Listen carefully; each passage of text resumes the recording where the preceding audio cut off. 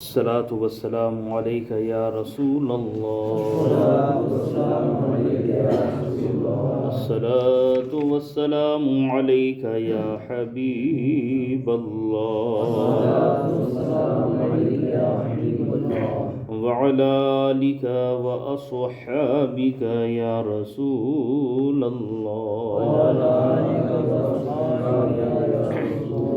نویت سنت الاعتکاف۔ اللہ تبارک و تعالی نے حضرت سیدنا موسیٰ علی نبینا علیہ السلام سے فرمایا کہ میں نے امت محمدیہ صلی اللہ تعالی علیہ وسلم کو دو نور عطا کیے ہیں تاکہ وہ دو اندھیروں کے ضرر سے محفوظ رہ سکے۔ یہ دو نور ایسا ہوگا جو دو اندھیروں کے نقصانات سے امت محمدیہ صلی اللہ علیہ وسلم کو بچائے گا۔ سیدنا موسیٰ علیہ السلام نے عرض کی، یا اللہ عز و جل وہ کون کون سے دو نور ہوں گے؟ ارشاد ہوا، نور رمضان اور نور قرآن۔ ایک رمضان کا نور ہوگا اور دوسرا قرآن کا نور ہوگا۔ وہ کون کون سے دو نور ہیں؟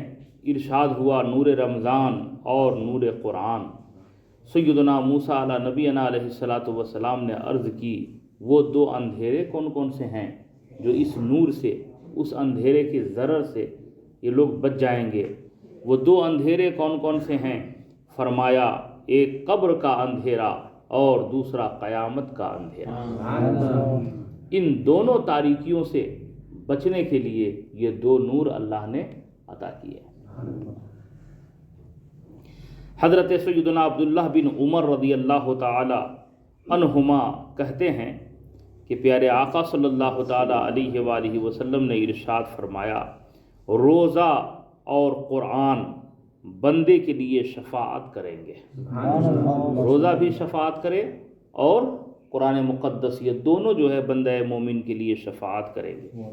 روزہ عرض کرے گا، اے پروردگار عالم، میں نے کھانے اور خواہشوں سے دن میں اسے روک دیا، میری شفاعت اس کے حق میں قبول فرما۔ اور قرآن کہے گا، میں نے اسے رات میں سونے سے باز رکھا، میری شفاعت اس کے لیے قبول کر۔ دونوں کی شفاعتیں قبول ہوں گی۔ اس لیے میرے پیارے، رمضان المبارک میں آپ کام بھی کرتے ہیں، روزہ بھی رکھتے ہیں، نمازیں بھی پڑھتے ہیں، تھکاوٹ تو ہوتی ہے، جسم جو ہے تھک جاتا ہے، لیکن اس تھکاوٹ سے جو ہے دل برداشتہ نہ ہوا کرو، سستی اپنے اندر نہ لاؤ۔ یہ تھکاوٹیں تھوڑی دن میں ختم ہو جائیں گی، لیکن جو اجر و ثواب ملے گا وہ آپ کے نام اعمال میں ہمیشہ کے لیے باقی رہے گا۔ اس لیے کوشش کریں ہر نماز جماعت سے ادا کریں، اور روزانہ کچھ نہ کچھ، ایک صفحہ ہو، دو صفحہ ہو، ایک رکوع ہو، دو رکوع ہو، قرآن پاک کی تلاوت ضرور کیا کرے رمضان المبارک۔ حدیث مبارکہ دیکھیے، ایمان تازہ ہو جائے گا آپ کا۔ حضرت سیدنا ابن عباس رضی اللہ تعالی عنہما سے روایت ہے کہ حبیب پروردگار احمد مختار، دو جہاں کے تاجدار، صلی اللہ تعالی علیہ وآلہ وسلم فرماتے ہیں، جس نے مکہ مکرمہ میں ماہ رمضان پایا اور روزہ رکھا اور رات میں جتنا میسر آیا قیام کیا، تو اللہ تبارک و تعالی اس کے لیے اور جگہ کے 1,00,000 رمضان کا ثواب لکھے گا۔ رمضان شریف اگر مکہ المکرمہ میں گزارنے کی سعادت مل گئی تو اتنی بڑی برکتیں ہمیں اور آپ کو حاصل ہوں گی۔ اور روزانہ ایک غلام آزاد کرنے کا ثواب، اور ہر روز جہاد میں گھوڑے پر سوار کر دینے کا ثواب، اور ہر دن میں نیکی اور ہر رات میں نیکی لکھے جائیں گے۔ دعا کریں کہ اللہ تبارک و تعالی زندگی میں کم از کم ایک بار مکہ شریف میں پورا رمضان گزارنے کی سعادت عطا فرمائے۔ مکہ مکرمہ اللہ کے پیارے حبیب صلی اللہ تعالی علیہ وآلہ وسلم کا شہر ولادت ہے نا، سرکار کی پیدائش مبارکہ اس شہر میں ہوئی ہے۔ تو تو سرکار کے پیدائش مبارکہ کی وجہ سے اللہ نے اس شہر میں یہ برکتیں رکھا ہے۔ اللہ تعالیٰ اپنے حبیب مکرم صلی اللہ تعالیٰ علیہ وسلم کے صدقے میں کس قدر لطف و کرم فرما رہا ہے کہ اس کے پیارے محبوب صلی اللہ تعالیٰ علیہ وسلم کا کوئی غلام اگر ماہ رمضان مکہ مکرمہ میں گزارے اور وہیں روزے تراویح کرے تو اسے دوسرے مقامات کے 1,00,000 ماہ رمضان کے برابر ثواب عطا کیا جائے گا، اور ہر روز ہر شب یعنی ہر دن اور رات ایک ایک غلام آزاد کرنے کا ثواب اور ایک ایک عظیم الشان نیکی مزید برآں۔ اے کاش ہمیں بھی مکہ مکرمہ میں ماہ رمضان گزارنے کی عظیم سعادت نصیب ہو جائے اور اس میں ہر لمحہ عبادت کرنے کی بھی توفیق ملے، اور پھر ماہ رمضان گزار کر فوراً ہی عید منانے کے لیے اپنے پیارے آقا صلی اللہ تعالیٰ علیہ وسلم کے روضہ پر انوار پر حاضر ہونے کی بھی سعادت مل جائے، اور وہاں حاضر ہو کر نبی کونین صلی اللہ تعالیٰ علیہ وآلہ وسلم کی بارگاہ نور میں پہنچ کر عیدی کی بھیک مانگیں اور سبز گنبد کے مکین رحمت للعالمین صلی اللہ تعالیٰ علیہ وسلم کی رحمت جوش پر آ جائے، اور اے کاش آپ کے دستے پر انوار سے ہم گنہگاروں کو عیدی حاصل ہو جائے۔ یہ سعادت اللہ تعالیٰ ہر بندہ مومن کو عطا فرماتے ہیں۔ حضرت سیدنا عبد الرحمن صفوری شافعی رحمۃ اللہ تعالیٰ علیہ نے ایک طویل حدیث شریف نقل کی ہے جس میں انہوں نے یہ لکھا ہے کہ پیارے آقا صلی اللہ تعالیٰ علیہ وسلم کا فرمان عالی شان ہے کہ جو ماہ رمضان شریف میں کسی محفل ذکر میں شرکت کرتا ہے، کہیں پہ ذکر پاک کی محفل ہو رہی ہے اور اس محفل میں وہ جاتا ہے، تو اللہ تبارک و تعالیٰ اس کے ہر قدم کے بدلے میں 1 سال کی عبادت کا ثواب لکھتا ہے۔ جتنی دور آپ چل کر کے جا رہے ہیں اس محفل میں، جتنے قدم آپ چل کر کے جا رہے ہیں، آپ کے ہر قدم کے بدلے یہ نیکیاں آپ کو ملیں گی، اور بروز قیامت یعنی قیامت کے دن وہ عرش کے سائے میں رہے گا۔ یاد رکھیے گا، میدان محشر میں کہیں پہ چھاؤں نہیں ہوگا، سایہ نہیں ہوگا، دھوپ ہی دھوپ، عرش کا سایہ ہوگا، تو اس عرش کے سائے میں وہ خوش نصیب جو ہے جگہ پائے گا میدان محشر میں۔ اور آگے ارشاد فرمایا، جو کوئی رمضان شریف میں نماز با جماعت پر مداومت کرتا ہے، یعنی جماعت سے نماز پڑھنے کی کوشش کرتا ہے نا، ہمیشہ جماعت سے نماز پڑھتا ہے رمضان شریف میں، یعنی ہر نماز با جماعت ہی پڑھتا ہے، تو اللہ تبارک و تعالیٰ اس خوش نصیب کو ہر رکعت کے بدلے نور کا ایک شہر جنت میں عطا فرمائے گا، ہر رکعت کے بدلے ایک شہر۔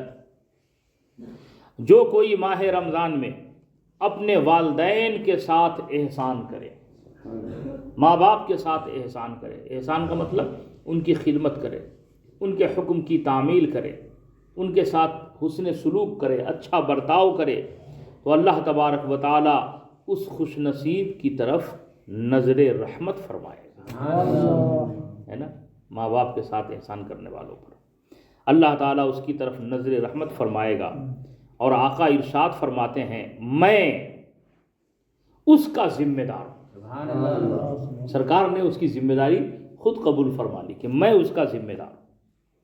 جو کوئی ماہ رمضان میں کسی مسلمان کی حاجت یعنی ضرورت کو پوری کر دے، اب ضرورت پوری کرنے میں بہت ساری چیزیں ہیں، بہت ساری وسعتیں ہیں اس میں، مثلا کوئی غریب ہے، آپ نے پیسے سے اس کی امداد کر دی، ہے نا، کسی کے کپڑے پرانے ہیں، آپ نے اس کے لیے کپڑے بنوا دیے، یہ بھی ضرورت میں شامل ہے نا، کوئی جا رہا ہے راستے پہ، اس کا بوجھ زیادہ ہے نا، آپ نے اس کی مدد کر دی، اٹھا کر کے اس کے منزل تک پہنچا دیا، یہ بھی ضرورت میں شامل ہے۔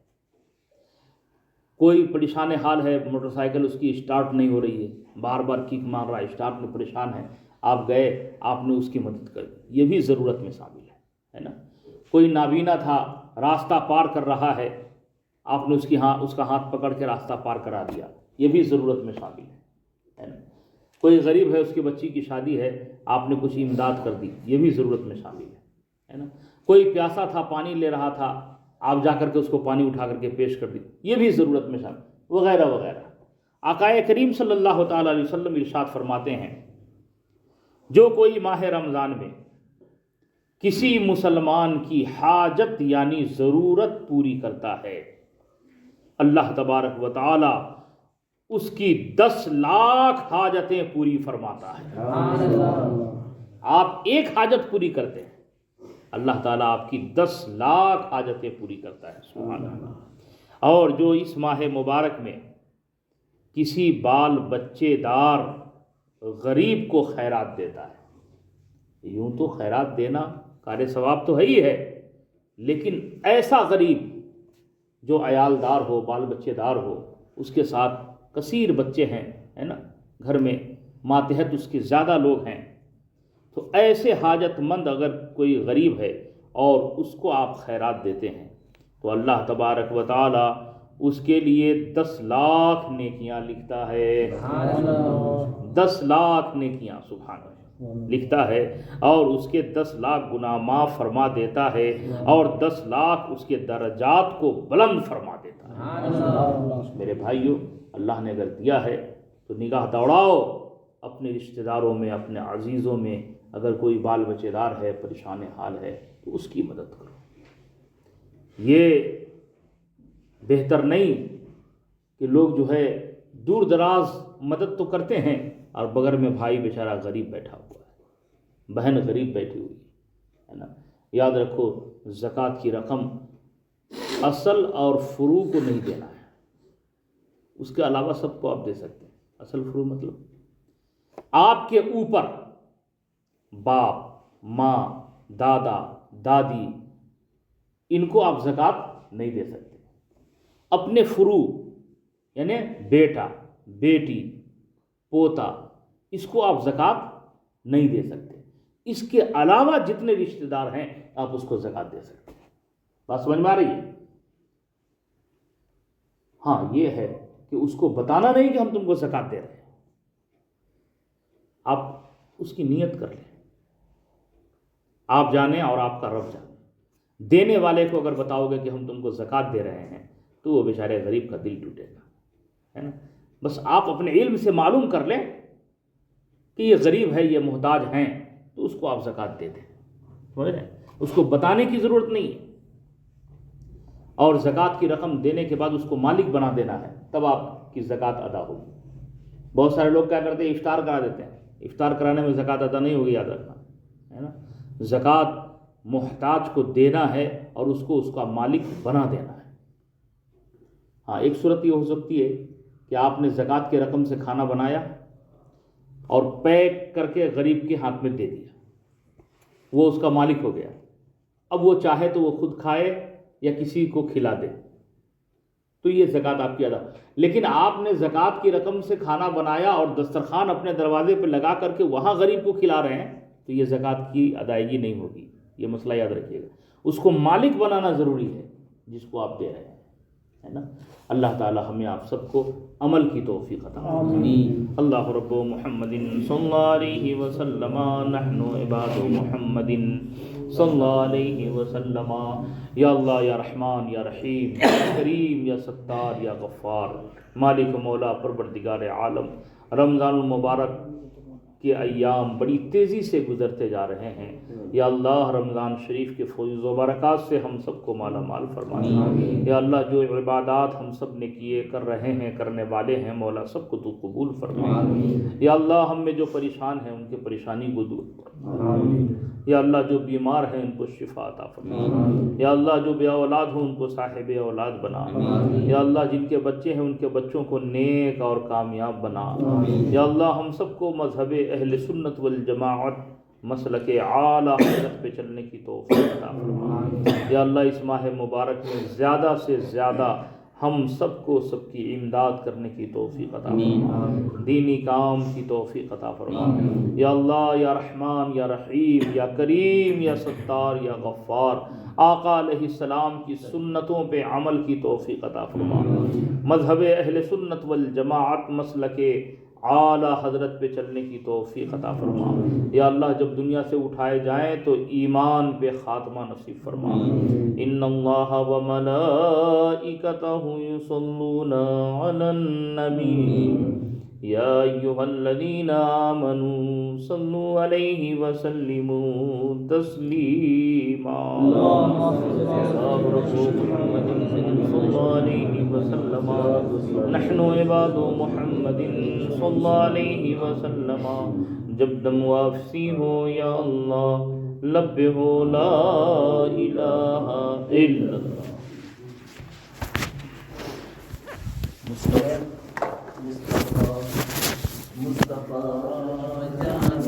رحمت لاکھوں سلام، شمع بز میں ہدایت لاکھوں سلام، شہریار علم تاجدار حرم، شہریار علم تاجدار